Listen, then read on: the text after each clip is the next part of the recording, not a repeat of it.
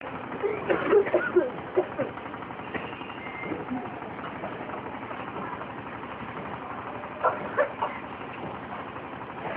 शांति। आज का रात्रि क्लास है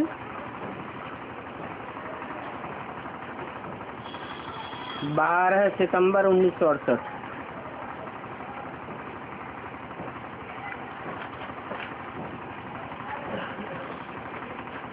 कई मीठे मीठे बच्चे हैं जिनको बाप को याद करने में तकलीफ होती है।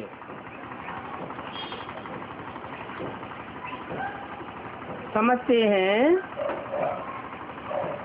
बाबा देखने में तो आता नहीं है,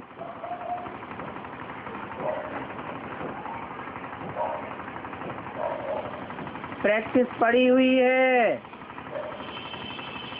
63 जन्म साकार को देखने की, तो साकार को ही देखते रहते हैं।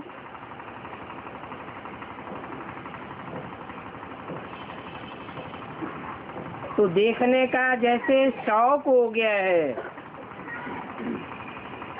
इसको देखने का है, साकार को देखने का शौक हो गया है।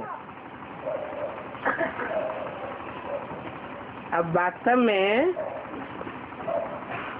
बाबा कोई शिव बाबा जिसको कहते हैं वो साकार तो नहीं है।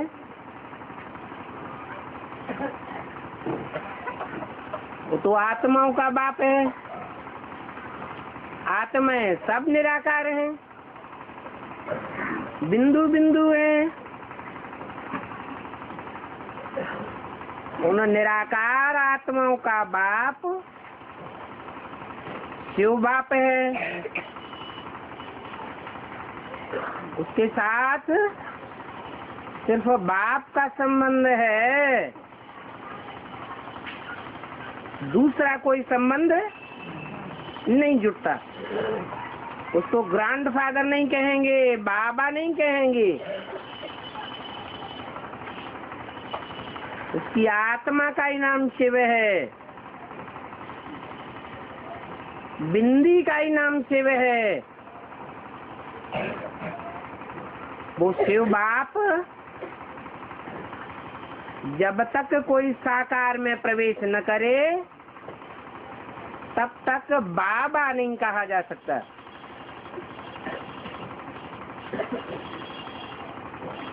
तो साकार और निराकार दोनों के मेल को बाबा कहा जाता है।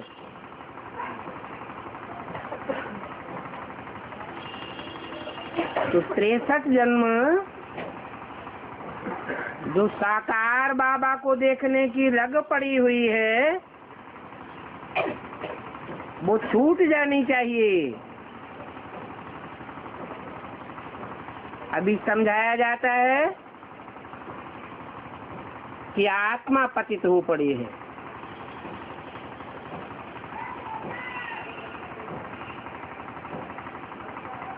वो आत्मा पावन कैसे बने?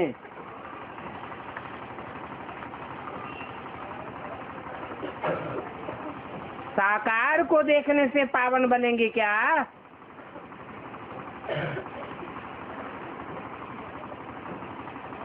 साकार अनेक जन्म लेते लेते सुख दुख भोगते भोगते स्वयं ही वो आत्मा कमजोर हो जाती है।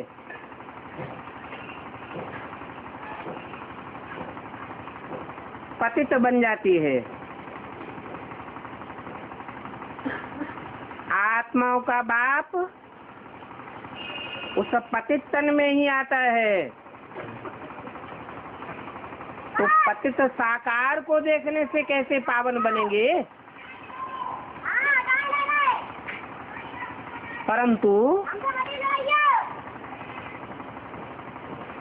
साकार के बगैर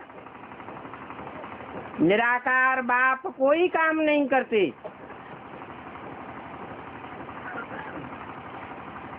वाचा भी नहीं चला सकते। दृष्टि भी नहीं दे सकते, कोई भी कर्म इंद्रियों से कोई कर्म नहीं कर सकते।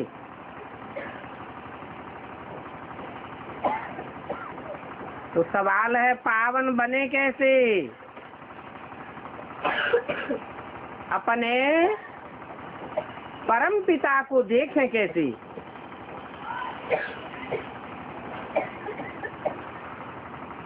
अपन को भी नहीं देख सकते,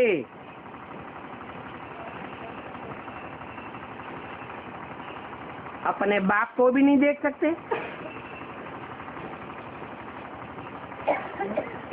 अपन तो है ही आत्मा। बाप है परम पिता परमात्मा, और दुनिया में जो भी सभी चीजें हैं उन चीजों को इन आँखों से देख सकते हैं, बाकी आत्मा और परमात्मा बाप को नहीं देख सकती, परम पिता को नहीं देख सकते।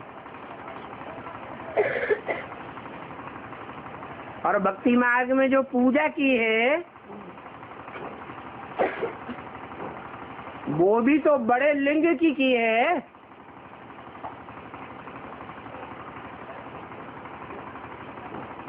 आत्मा अति सूक्ष्म ज्योति बिंदु, तो आत्माओं का बाप भी ज्योति बिंदु। देखने में तो दोनों नहीं आते, तो लिंग को देखने के आदि हो गए हैं, बड़े रूप को देखने के आदि हो गए हैं।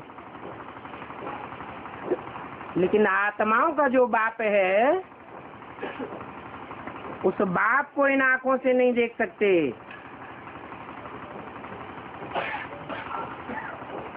क्योंकि जन्म जन्मांतर बड़े लिंग की पूजा की है।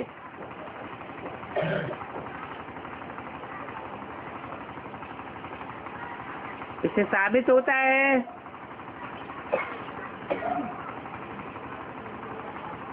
कि बड़े रूप को सहज याद किया जा सकता है, क्योंकि जन्म जन्मांतर की आदत पड़ी हुई है। और सूक्ष्म आत्मा को अथवा आत्माओं के बाप को देखना कठिन हो जाता है। बाप तो बिंदी है, उनका अपना साकार शरीर तो नहीं है। अगर बड़ा हो, आत्माओं का बाप अगर बड़ा हो तो क्या अड़चन आवेगी? प्रवेश कैसे करेगा? प्रवेश तो कर न सके।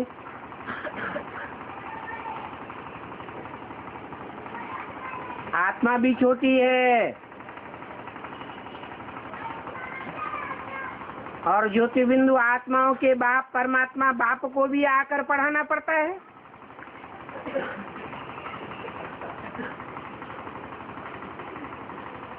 जैसे खुद ज्ञान का सागर है तो आत्मा भी ज्ञान धारण करती है। अपन को बच्चे भूलते हैं तो बाप को भी भूल जाते हैं। इसलिए याद के लिए पहला फाउंडेशन क्या है? अपन को आत्मा ज्योति बिंदु समझना, नहीं तो याद करने में कठिनाई हो जाएगी। याद करने में तकलीफ महसूस करेंगे।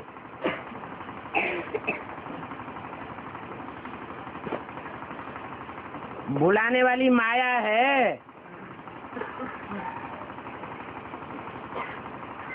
अभी बाप ने परिचय दे दिया है कि आत्मा अति सूक्ष्म ज्योति बिंदु है, स्टार है।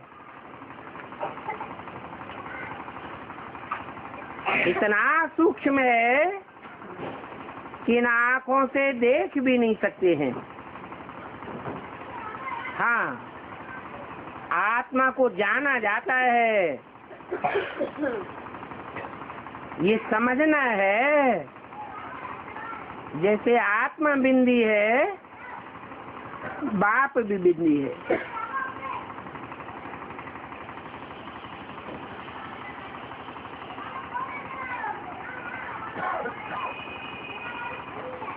आत्मा बिंदी और आत्माओं के बाप ज्योति बिंदी को याद करना है। दोनों को याद करना है।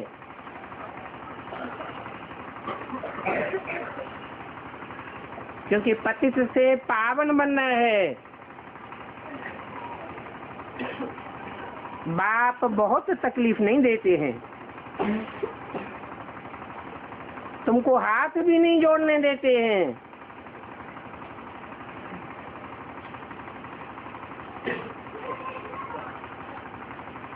मुरली के अंत में क्या कहते हैं? रूहानी बाप रूहानी बच्चों को खुद नमस्ते करते हैं, नमन करते हैं, अर्थात झुकते हैं। किसके द्वारा? साकार के द्वारा नमन करते हैं। लेकिन नमन करने वाला कौन है? निराकार आत्मा है, वो निरहंकार है। नहीं तो गुरु लोगों में तो बहुत अहंकार होता है, क्योंकि सब गुरु लोग साकारी हैं और वो सदगुरु निराकारी, निरहंकारी, निर्विकारी है। तो देखो, तुमको हाथ भी नहीं जोड़ने देते, पाँव भी नहीं पड़ने देते, तो तुम हाथ किसको जोड़ते हो?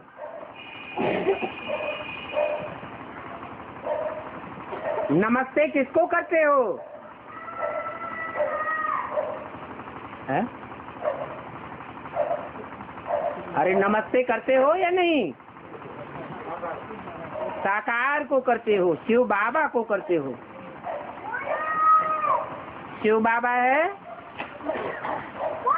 हमारा बाबा, परंतु वह तो साकार निराकार का मेल है। सुप्रीम सोल तो बिंदी है।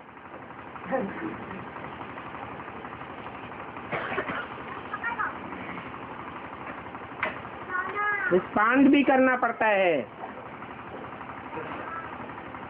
तो इन द्वारा हाथ जोड़ना पड़े। किन द्वारा? इस द्वारा नहीं कहा, सिर्फ इन द्वारा, अर्थात माता पिता के रूप में जिन साकार के द्वारा पाठ बजाते हैं, उन राम कृष्ण की आत्माओं के द्वारा हाथ जोड़ना पड़े।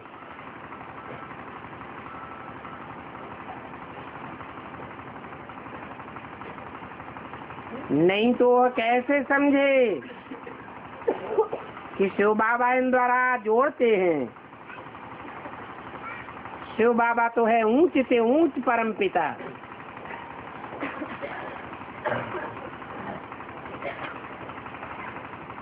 जब ऊंचे से ऊंचे परम पिता कहा, तो बुद्धि कहाँ चली जानी चाहिए? परमधाम में जानी चाहिए या इस साकारी दुनिया में रहनी चाहिए? परमधाम में ऊंच नीच होता है? होता है? वहाँ तो ऊंच नीच की बात ही नहीं। ऊंच नीच कर्म कोई परमधाम में थोड़े ही होते हैं। रिगार्ड डिसरिगार्ड की बात परमधाम में नहीं है। कहाँ है? साकार दुनिया में। तो उनको कहा जाता है शिव बाबा। ऊंच से ऊंच परम पिता। परम शब्द इस साकार दुनिया के लिए लागू होता है, अर्थात परे से परे स्टेज में रहने वाला। यूं तो आत्मा आत्मा को नमस्ते करती है, नमस्ते आत्मा ने कहा और मुख से आत्मा को कहा। ये आदत भी अभी बाप ही आकर के डालते हैं। कहते हैं अपन को छोटा बड़ा भाई भाई समझो।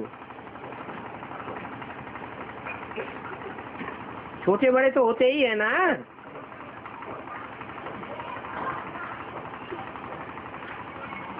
कोई कोई बच्चे दो एक साथ पैदा हो जाते हैं तो भी छोटे बड़े तो होते हैं, है ना।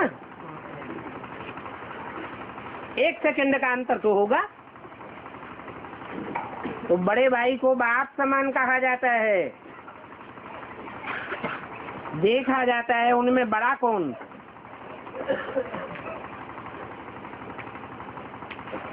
यहाँ बड़ा किसको माना जाता है? ज्ञान में जो लिखा होता है बड़ा भाई वो जो ज्ञान और योग में तीखा हो। ये नहीं कहा सर्विस और धारणा में तीखा हो। धारणा में अगर देखा जाए तो बाहर की दुनिया के सन्यासी विद्वान पंडित आचार्य कोई कोई बड़े तीखे होते हैं।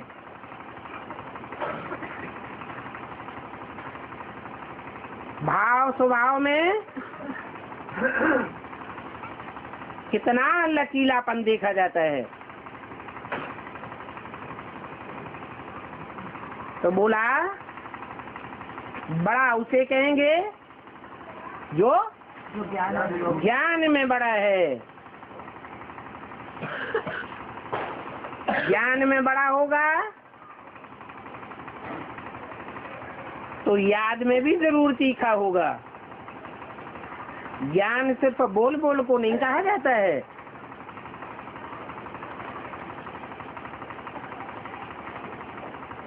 शक्ति स्वरूप में भी देखने में आवे,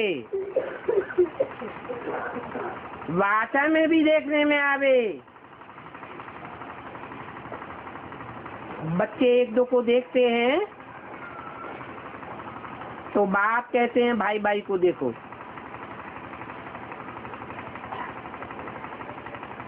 भाई को नमस्ते करो। ये तुम्हारे आर्गन्स हैं, परंतु काम तो आत्मा करती है ना। तो बाप कहते हैं ये पक्का करो। क्या? सवेरे सवेरे उठते उठते पहला संकल्प पक्का करो। क्या? मैं आत्मा ज्योति बिंदु हूँ।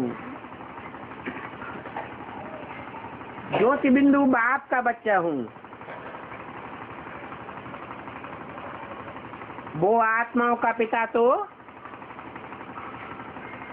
आत्मा ही है।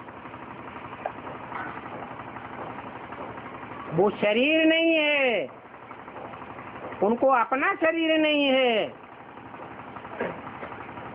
वो अशरीरी है। ये बात भी पक्की करो। बाप दादा आए हैं, इस दादा में बाप ने प्रवेश किया है।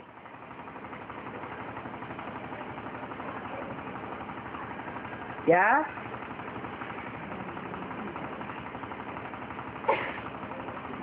प्रवेश करने वाला कौन है?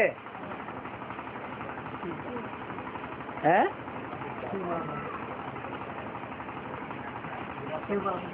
बाबा प्रवेश करता है। शिव बाप ने प्रवेश किया। प्रवेश करने वाला बाप है। और जिसमें प्रवेश करते हैं वो कौन है? हैं? पहले पहले जिसमें प्रवेश करते हैं वो कौन है? हैं?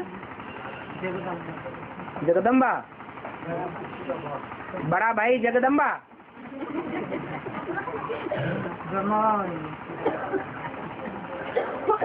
तो पहले ही स्त्री पुरुष बनाई दिया। पहले पहले भाई भाई या पहले पहले भाई बहन? भाई भाई। तो आत्माओं के बीच में देखा जाए तो शिव भी आत्मा है, परंतु परम शक्तिशाली है, परम पायटधारी है। वो प्रवेश करता है तब शक्तिशाली है, तब ही परम पायटधारी है। तो कौन है जिसमें पहले प्रवेश करता है? जो मनुष्य सृष्टि का बाप है, सारी मनुष्य सृष्टि का पिता। सारी मनुष्य सृष्टि उसको मानती है। एडम क्रिश्चियंस में, आदम मुसलमानों में, आदिनाथ जैनियों में, आदिदेव हिंदुओं में। वो बेहद का बाप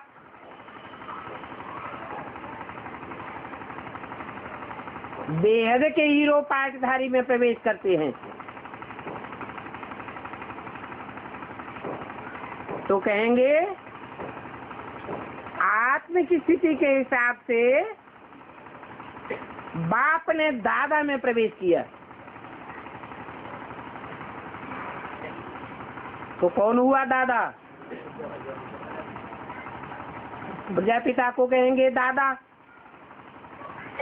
परंतु दादा तो दुनिया में कहा जाता है दादागिरी दिखाने वाले को है। दादा किसे कहते हैं? बड़े भाई को। बड़े भाई को भी कहते हैं, लेकिन बड़ा भाई दादागिरी दिखाता है कि नहीं छोटे भाइयों के ऊपर? है? दिखाता तो है। तो रूहानी स्टेज कहें या जिस्मानी स्टेज कहें? है? जिस्मानी स्टेज हो जाती है। बाप तो प्यार का सागर है या दादागिरी दिखाने वाला मार का सागर है? इसलिए ब्रह्मा का पार्ट है महाकाल का, धर्मराज का। धर्म की धारणा करने वालों में सबसे तीखा कौन? ब्रह्मा बाबा। कहेंगे ब्रह्मा की आत्मा। अम्मा कहो, बड़ी अम्मा कहो।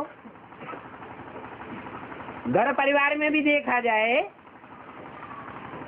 तो धारणाओं में ज्यादा सहन शक्ति किसमें देखने में आती है?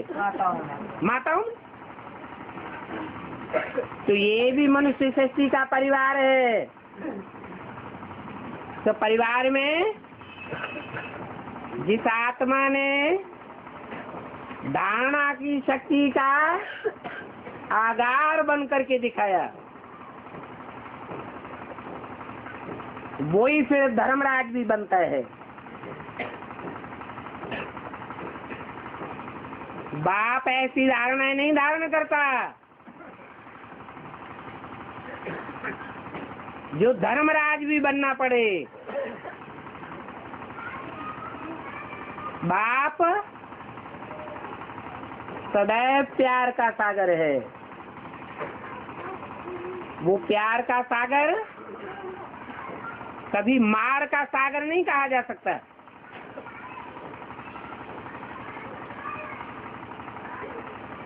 तो तुम बच्चे कल्प में एक ही बार बाप दादा कहते हो, और कोई ऐसे कह भी नहीं सकता। बेहद का बाप आकर के कहते हैं, बच्चे अपन को आत्मा समझो और मुझ बाप को याद करो। परमधाम में बैठे बैठे नहीं कहते हैं।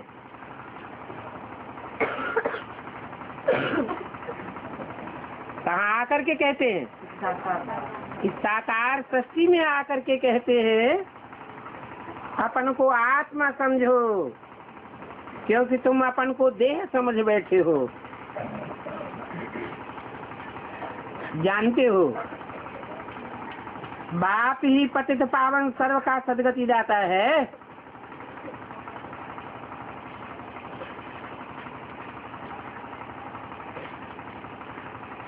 सर्व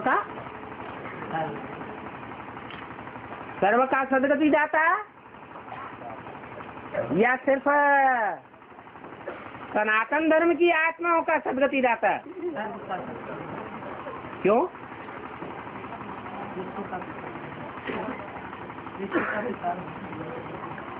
सदगति का भी अर्थ है।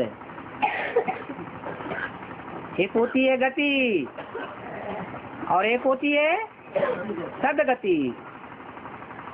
गति कहा जाता है चाल को। चाल कोई की तीव्र होती है, कोई की मध्यम होती है, कोई की बहुत धीमी होती है। आत्मा जब जड़त्वमयी बन जाती है तो कहा जाता है पत्थर बुद्धि। कैसी चाल होगी? धीमी चाल होगी। उस जड़त्वमयी आत्मा को, पत्थर बुद्धि आत्मा को शिव बाप आकर के चैतन्य बनाते हैं। इतना चैतन्य बनाते हैं कि एक सेकंड में ऊंची से ऊंची स्टेज में उड़ जाती है। तो कहेंगे गति आ गई या गति मिल गई, परंतु उसे सच्ची गति नहीं कहेंगे, क्योंकि सच्चाई है तो सच्चाई के साथ अपोजिट में क्या है? झूठाई भी है तो सच्चाई है। झूठा नहीं है तो सच्चाई भी नहीं है। रावण राज्य है तो राम राज्य भी है। लेकिन ये परमधाम की बात है, आत्माओं की दुनिया की बात है या इस दुनिया की बात है? इस दुनिया की बात है। तो गति, सच्ची गति देते हैं। बाप आकर के सदगति देते हैं और मनुष्य गुरु आकर के दुर्गति देते हैं। कोई न माने तो 2500 वर्ष की हिस्ट्री देख ले। कोई भी कौम में इन गुरुओं की हिस्ट्री देख ले। इन गुरुओं ने मनुष्यों की दुर्गति की है या सदगति की है? एक एक मनुष्य मात्र की मेंटलिटी गिरती जाती है। हिस्ट्री इस बात की गवाह है। तो बाप कहते हैं कि मैं आकर के सबकी सदगति करता हूँ। ऐसे नहीं कि सिर्फ सनातन धर्मियों की सदगति करता हूँ,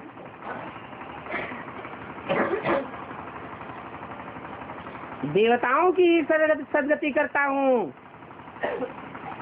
या सूर्यवंशी चंद्रवंशियों की सदगति करता हूँ।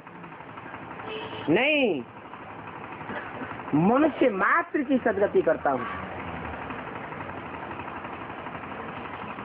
और ये भी नहीं कहेंगे कि सिर्फ मनुष्यों की सदगति करता हूँ। 5 तत्वों की सदगति नहीं होती है क्या? मनुष्यों के आधार पर सारी मनुष्य शक्ति की सदगति हो जाती है। मनुष्य ही है जो मन बुद्धि वाला प्राणी है। मन बुद्धि के आधार पर, एकाग्रता के आधार पर सारी दुनिया के वायुमंडल को कंट्रोल कर लेता है। तो जितने भी और जीव जंतु हैं, या जड़त्वमयी पदार्थ हैं, पृथ्वी जलवायु अग्नि आकाश हैं, उनकी भी सदगति हो जाती है।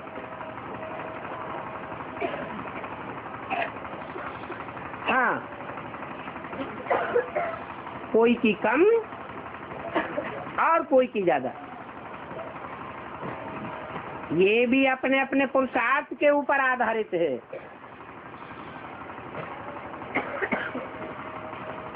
सब मनुष्य पुकारते हैं ओ गॉड फादर।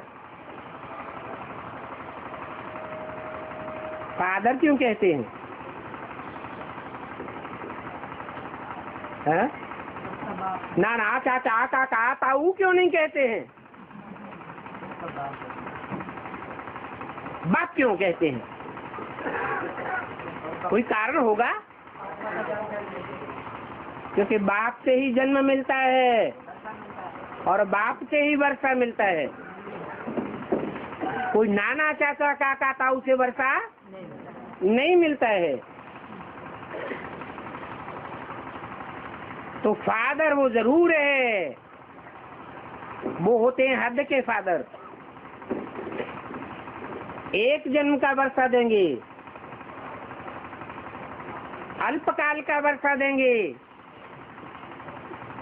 देंगे देंगे न भी देंगे। हाँ, कहेंगे देह का वर्षा तो सबको मिलता है। कोई बाप के पास तो धन नहीं होगा तो धन कहाँ से देगा?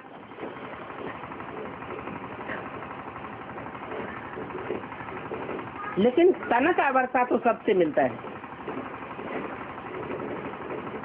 लूला लंगड़ा भी मिले, वो अपने पूर्वजन्मों का हिसाब किताब,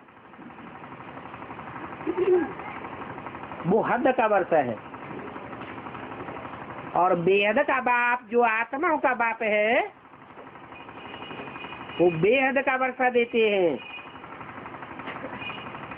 देह का कनेक्शन एक जन्म से है, देह के बाप से एक जन्म का वर्षा मिलता है, और आत्मा का कनेक्शन अनेक जन्मों से है। तो बेहद के बाप से अनेक जन्मों का वर्षा मिलता है।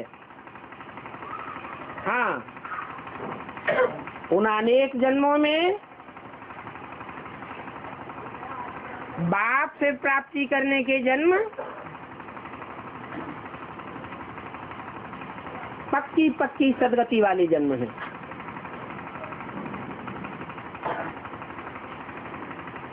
कोई कोई एक जन्म का वर्षा मिलता है, कोई कोई 30 जन्मों का वर्षा मिल जाता है। कोई भी धर्म की आत्मा क्यों न हो, एक जन्म का सुख का वर्षा हर आत्मा को मिलता है। पहले जन्म में कोई को दुख नहीं हो सकता। तो देखो, बेहद का फादर क्राइस्ट को नहीं कह सकते। बल संसार की 200 करोड़ मनुष्य आत्माएं हैं जो क्राइस्ट को अपना फादर मानती हैं, परंतु वो भी हद है, बेहद तो नहीं कहेंगे। गॉड को ही फादर कहा जाता है। कहते हैं ओ गॉड फादर लिबरेट करो। क्राइस्ट को नहीं कहते हैं हे क्राइस्ट लिबरेट करो। लिबरेट भी किससे करेंगे? दुखों के बंधन में सांप जकड़े हुए हैं, तो दुखों से लिबरेट करेंगे। परंतु ये नहीं जानते हैं कि दुख कौन देता है और कैसे देता है। कौन देता है? रावण। रावण कौन? कहेंगे ये देहधारी धर्मगुरु। झूठे होने के कारण झूठी बातें बताते हैं। कहेंगे शिवो हम ब्रह्मास्मि, भगवान सर्वव्यापी है, मेरे में है, तेरे में है। तेरे में तू नहीं जानता, मेरे में है, मैं जानता हूँ। भगवान बन करके बैठ जाते हैं। फिर जब बीमार पड़ते हैं तब मुख से निकलता है ओ गॉड फादर।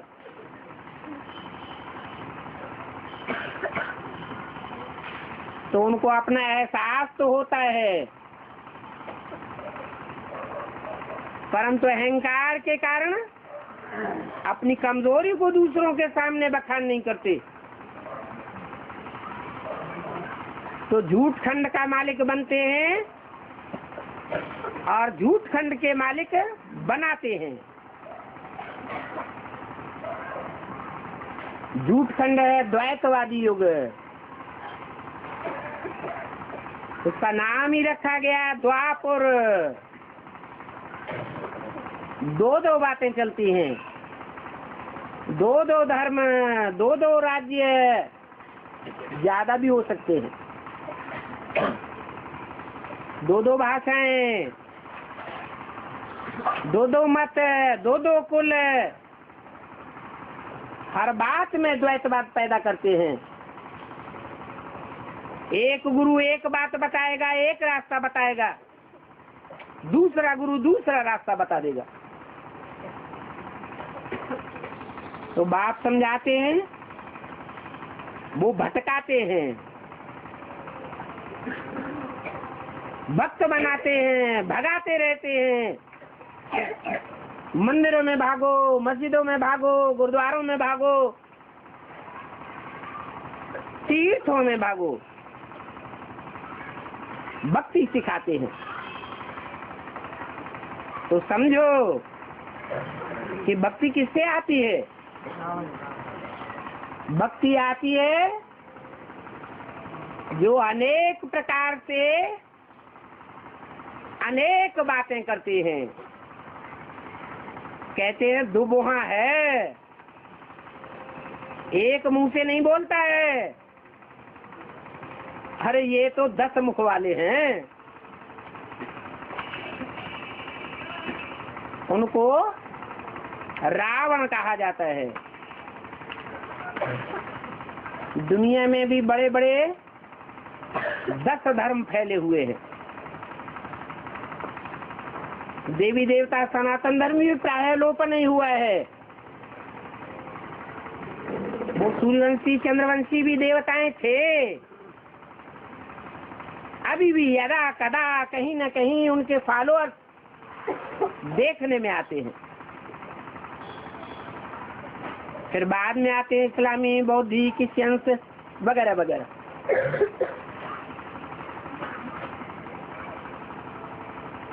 भक्ति मार्ग में उनके जो मुखिया हुए हैं, उन मुखियाओं को 10 अवतार भगवान के रूप में दिखाई दिए हैं कि भगवान 10 अवतार लेते हैं। सिखों में भी कितने गुरु गिनाए दिए हैं? 10 गुरु गिनाए दिए। तो बाप बताते हैं ये गुरु साहब दुख देने वाले हैं, गलत रास्ता बता करके भ्रमित कर देते हैं। ये दुख अभी रावण के राज्य में तुमको मिलता है। कहते भी हैं ये तो राक्षस रावण राज्य है, परंतु समझते नहीं हैं। क्यों नहीं समझते हैं? है? इसलिए नहीं समझते हैं कि कल्प की आयु लाखों वर्ष समझ लेते हैं। ये नहीं जानते कि दुखों की दुनिया में दिन गिने जाते हैं, समय की गिनती होती है, और सुख की दुनिया में कोई दिन नहीं गिनता है। समय की गिनती की परवाह नहीं रहती है। इस बात पर कोई का विचार ही नहीं जाता कि दुनिया में जितने भी संवत हुए हैं, ईसा संवत हो, विक्रम संवत हो, शक संवत हो, हिजरी संवत हो, वो सारे ही संवत 2500 वर्ष के अंदर के हैं। ये दुखों की दुनिया में दिन गिनने की परंपरा शुरू होती है। तो 2500 वर्ष है दुखों की दुनिया, दुख का राज्य, रावण का राज्य, अंधकार का राज्य। कोई भी सच्चाई को नहीं जानता कि आत्मा क्या है, परमात्मा क्या है, ये सृष्टि चक्र कैसे घूमता है, इसको भी पता नहीं है कि एक ही परमपिता परमात्मा है जो इस दुनिया में आकर के सुखधाम की स्थापना करते हैं। वो ही सुख का सागर है, बाकी सब गुरु लोग दुख के सागर हैं। तो बाप समझाते हैं अपनी देह सहित सभी संबंधों को छोड़ दो।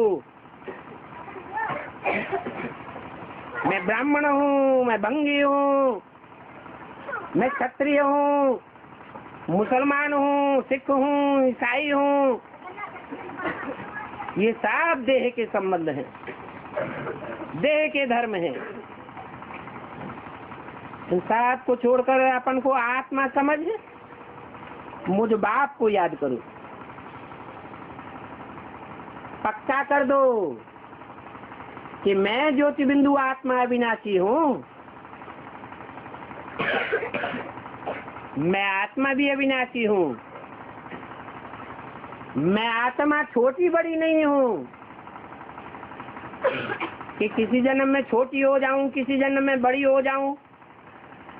नहीं, मेरा दिव्य जन्म है और अलौकिक जन्म है। इस लोक में जैसे बच्चा जन्म लेता है, मैं आत्मा ऐसे जन्म नहीं लेती हूँ।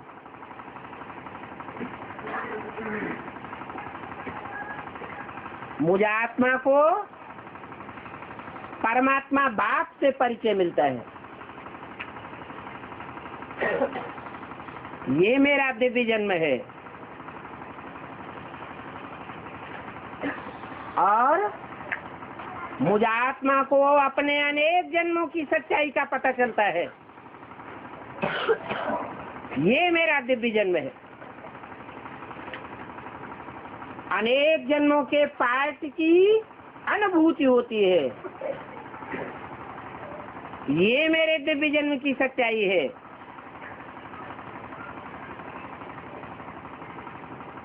ये ब्रह्मा भी पहले कुछ नहीं जानता था। अभी तो ये भी जानता है।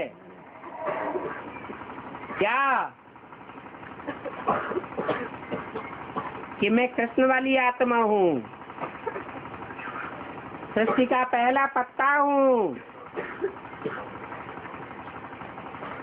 मुझे ही ब्रह्मा के रूप में पार्ट बजाना है।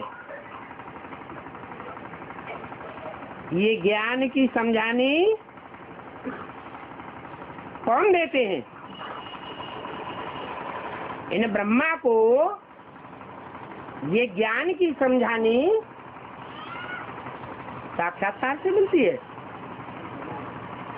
मीरा को साक्षात्कार हुए, तुलसीदास को हुए, सूरदास रैदास को हुए। उनको अपने जन्मों की जानकारी मिली क्या? तो इन ब्रह्मा को ये जानकारी किसने दी है? ये समझानी कोई ने तो दी होगी। साक्षात्कारों से तो इनको जानकारी नहीं मिली। गुरुओं के पास भटकते रहे, विद्वानों के पास भटकते रहे। तो कोई तो निमित्त बना होगा। तो बाप ही आकर के ये समझानी देते हैं। और कोई भी सत्संगों आदि में ये ब्रह्मा का चित्र तुम नहीं देखेंगे। क्या? पांच मुखी ब्रह्मा का चित्र देखेंगे, पंचानन कहा जाता है।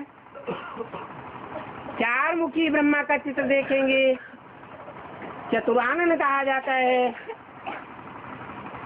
परंतु कोई भी सत्संग में दादा लेखराज को ब्रह्मा के रूप में चित्रित किया हुआ नहीं देखेंगे। इस चित्र में समझानी है।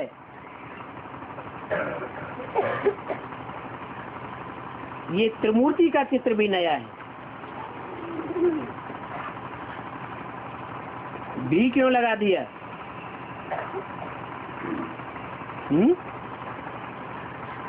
ब्रह्मा के चित्र के मुकाबले त्रिमूर्ति का चित्र नया है, ऐसे क्यों बताई दिया?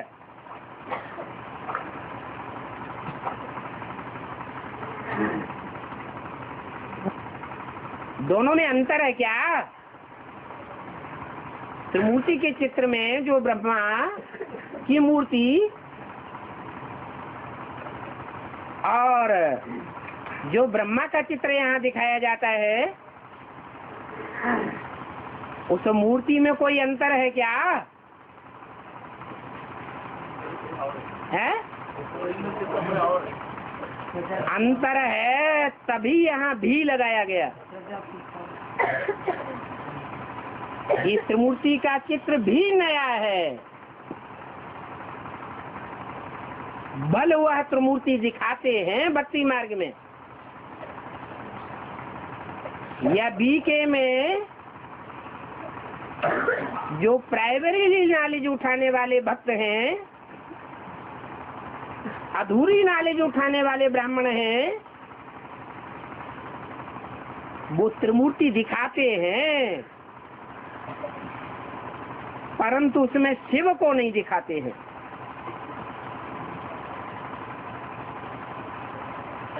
कि शिव बाबा कौन है?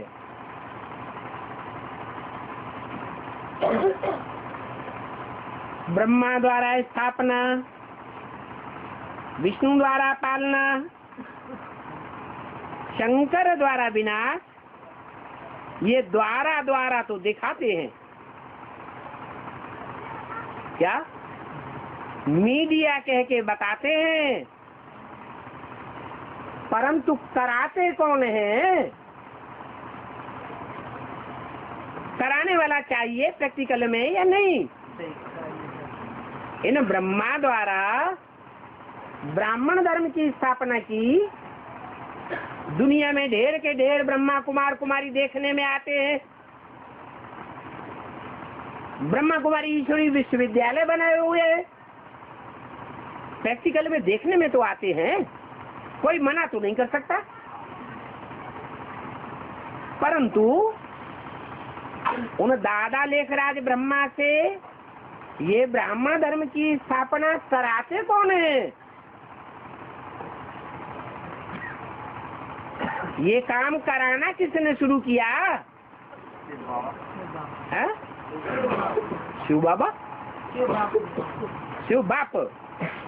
वो फुदक फुदक के बिंदी बिंदी बिंदी आत्माओं का बाप ज्योति बिंदु शिव, वो फुदक फुदक के ब्रह्मा बाबा द्वारा कराते हैं। है?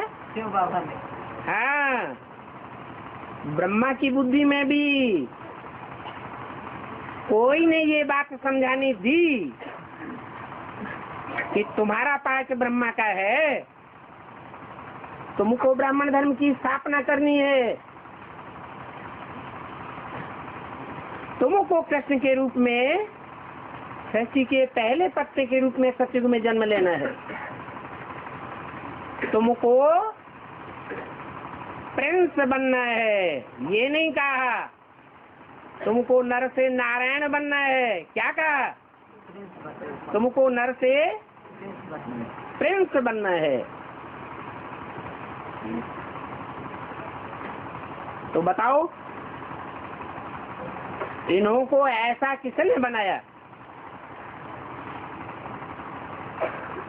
कि दुनिया में ऐसा कोई भी धर्म गुरु कार्य नहीं कर सका, ऐसा संगठन कोई ने भी नहीं बना पाया जैसा इस ब्रह्मा के द्वारा ब्राह्मण धर्म की स्थापना का कार्य हुआ।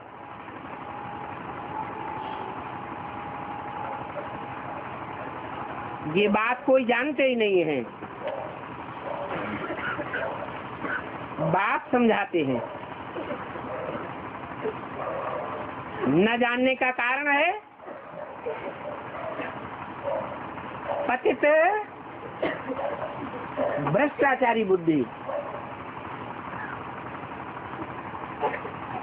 इसलिए कोई भी पतित पावन बाप को नहीं जानते, बाप को खुद ही आकर के अपना परिचय देना पड़ता है।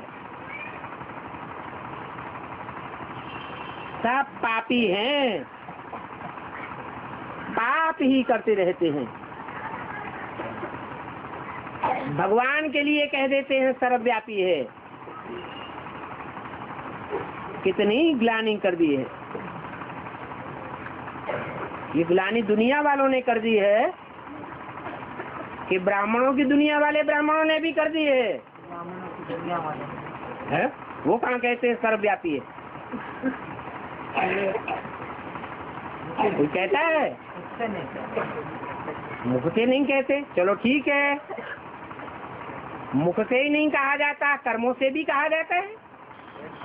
तो क्या कर्म करते हैं जो सर्वव्यापी बाप साबित होता है?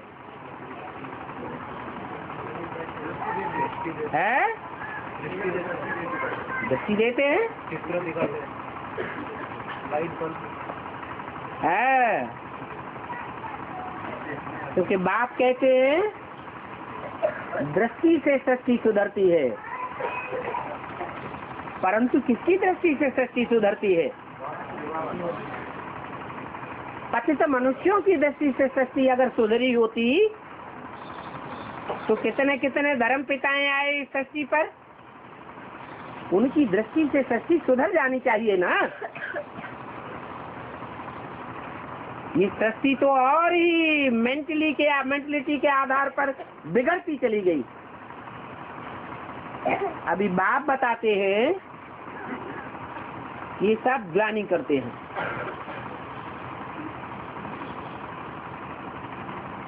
दृष्टि के आधार पर ही ग्लानि करते हैं, वाचा के आधार पर जो ज्ञान सुनाते हैं वो भी मिक्स करके सुनाते हैं। दूध के भरे घड़े में एक बूंद सांप का विष डाल दिया जाए तो क्या बन जाएगा? सारा विष बन जाता है। ऐसे ही ये जो कुछ सुनाते हैं उसमें विष ही विष भर देते हैं। ऐसे करते करते पाप आत्मा बन पड़े। बाप के लिए भी झूठ बोल देते हैं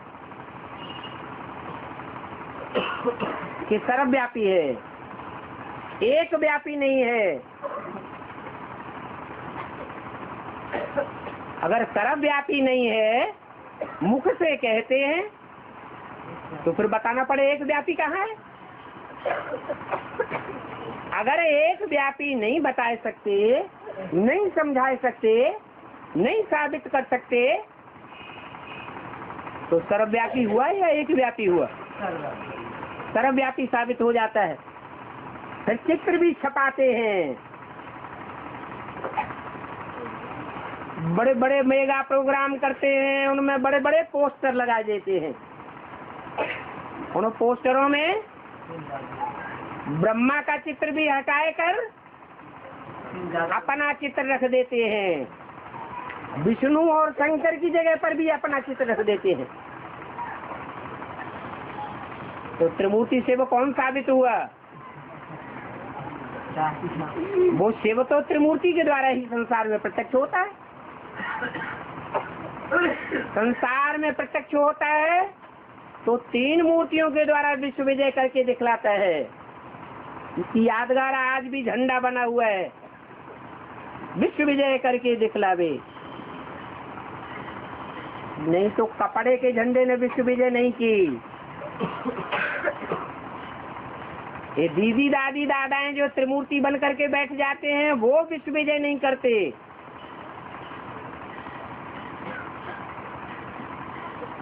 शरीर छोड़ते जाते हैं, विश्व विजय रह जाती है।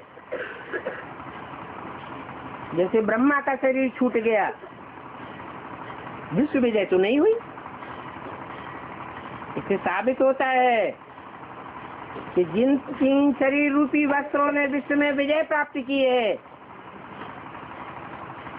वो तीन शरीर रूपी वस्त्र यज्ञ के आदि में भी थे और वही आत्माएं दोबारा जन्म लेकर के यज्ञ में आती हैं और विश्व विजय का कार्य संपन्न करके दिखाती हैं। तब कहा जाता है त्रिमूर्ति शिव बाप। ओम शांति।